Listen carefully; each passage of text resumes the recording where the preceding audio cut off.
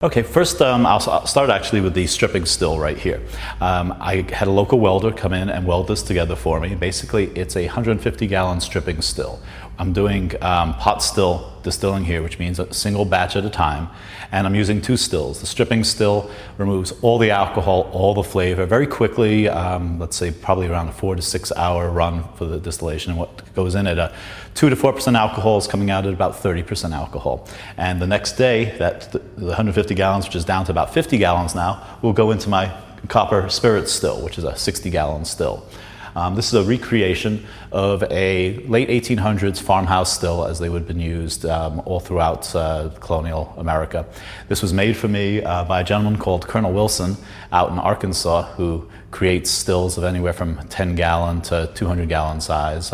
And this is basically, it's got two different heads to it. You can see the head on it now. This is a tall head with a lot of reflux to purify spirits for brandies or anything where I want it to be a cleaner product. But I also have, as you can see over there on the wall, mounted a Kentucky whiskey head, which is a traditional head that you would see if you ever see photos of old moonshine distillers. That's the type of head that they would use.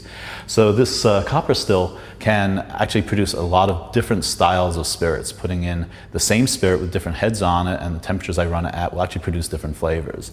Then if you see in the background, we have small barrels.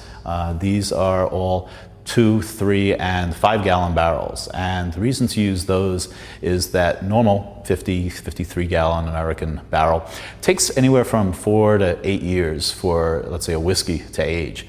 But because of the greater surface area in a smaller barrel, you can get the same amount of aging in about 4 months in a 5-gallon barrel, and even less in one of the small 2-gallon barrels.